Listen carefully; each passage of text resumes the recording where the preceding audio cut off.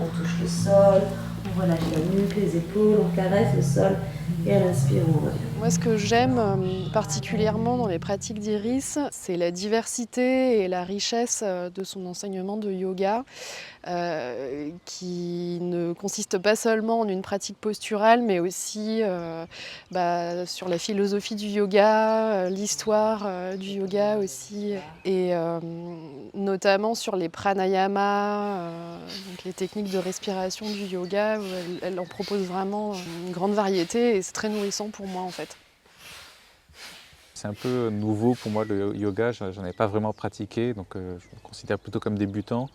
Et Iris a vraiment été très à l'écoute, elle vérifiait que j'arrivais à faire les postures et quand ce n'était pas le cas, elle venait corriger, et donc m'aider à me repositionner la jambe, le dos, pour que je sois bien dans la position, pour que je me sente bien. Et donc j'ai beaucoup apprécié cet accompagnement personnalisé.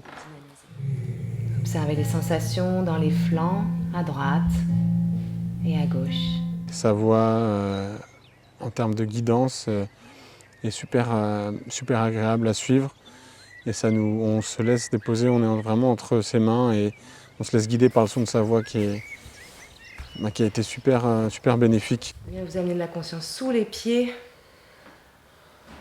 dans la stabilité de vos appuis, du sol. J'ai pas mal de douleurs depuis quelques temps et elle s'adapte à chacun, elle est bienveillante, elle écoute et elle conseille, bien sûr dans les postures, de se positionner de telle ou telle manière, avec tel ou tel matériel pour éviter évidemment de souffrir.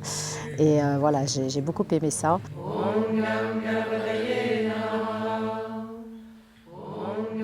Moi, ce qu'elle m'apporte en plus, c'est sa vision holistique. C'est global, c'est intégral. Elle a une connaissance absolument incroyable de tous les types de yoga, que ce soit le yin yoga, l'hatha yoga, le vinyasa, le restauratif. Voilà. Elle a beaucoup de connaissances et le yoga intégral qui est formidable avec elle. Cobra. Et expire. Chien tête en bas.